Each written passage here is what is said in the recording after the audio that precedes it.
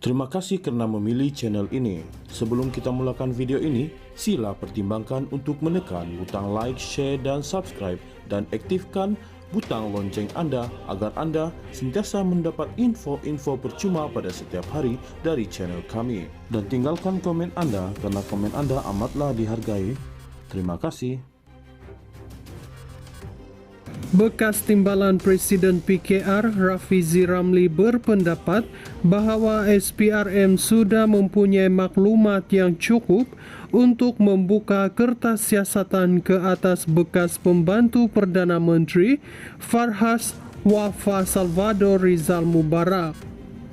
Ini berdasarkan pendedahan di media sosial berhubung dakwaan skandal arang batu di Sabah.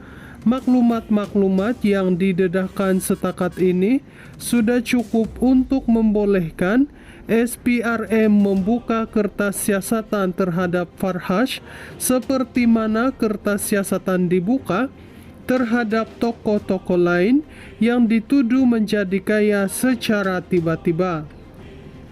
Jika tidak bukan sahaja usaha-usaha untuk mencegah rasuah tidak membuahkan hasil yang dikehendaki dan diterjemahkan kepada kedudukan CPI, Indeks Persepsi Rasuah Negara yang lebih baik.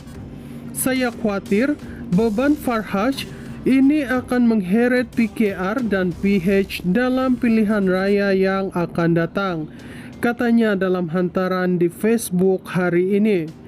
Ahli Parlimen Pandan turut menyuarakan bahawa lebih ramai rakyat yang lebih yakin dengan usaha kerajaan membentras rasuah sekiranya kerajaan mempunyai konsistensi dalam usaha membentras rasuah.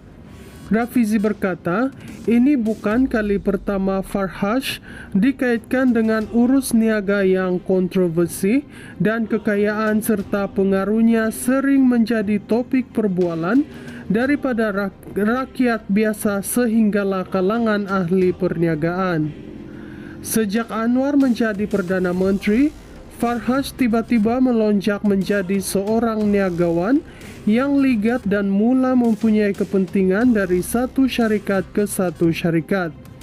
Ada syarikat-syarikat yang dikaitkan dengan beliau, kemudiannya mendapat kontrak perolehan yang besar daripada kerajaan. Jumlah sebenar kontrak-kontrak perolehan kerajaan yang dianugerahkan kepada syarikat-syarikat yang berkaitan dengan Farhas tidak diketahui umum, katanya.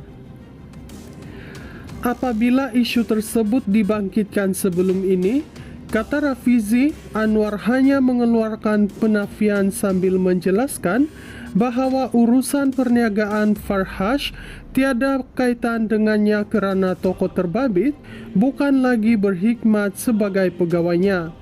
Ketika itu, kata Rafizi, dia memilih untuk bersangka baik walaupun tahu bagaimana pengaruh Farhas dalam PKR dan sebahagian pentadbiran kerajaan benar-benar wujud.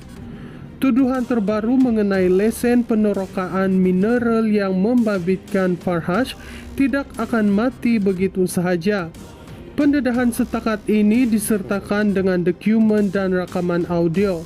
Saya percaya lebih banyak maklumat akan menjadi pengetahuan umum selepas ini. Saya juga percaya ia bukan tuduhan terakhir yang membabitkan Farhas. Dari semasa ke semasa, ada saja kontroversi baru mengenai beliau yang akan menjadi bualan umum, katanya. Rafizi juga merujuk kepada ucapan Anwar baru-baru ini yang melahirkan rasa hairan mengapa usaha anti rasuahnya dilihat tidak ambil peduli oleh pihak tertentu, khususnya pembangkang. Menegaskan dia tidak meragui keikhlasan Anwar untuk membentras rasuah, Rafizi bagaimanapun mengingatkan sebahagian besar kempen PKR yang melibatkan dirinya sejak 2010 berkisar kepada skandal-skandal besar negara. Anwar katanya memberi sokongan penuh kepada usaha membongkar skandal-skandal negara.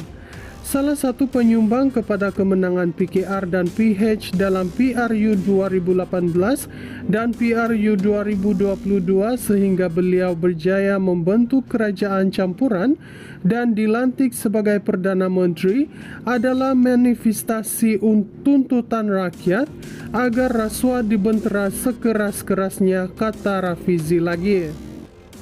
Bekas timbalan Presiden PKR Rafizi Ramli berpendapat bahawa SPRM sudah mempunyai maklumat yang cukup untuk membuka kertas siasatan ke atas bekas pembantu Perdana Menteri Farhas Wafa Salvador Rizal Mubarak. Ini berdasarkan pendedahan di media sosial berhubung dakwaan skandal arang batu di Sabah.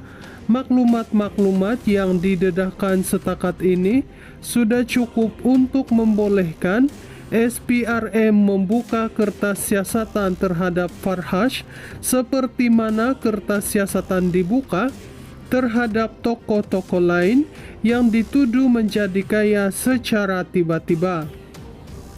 Jika tidak bukan sahaja usaha-usaha untuk mencegah rasuah tidak membuahkan hasil yang dikehendaki dan diterjemahkan kepada kedudukan CPI, Indeks Persepsi Rasuah Negara yang lebih baik.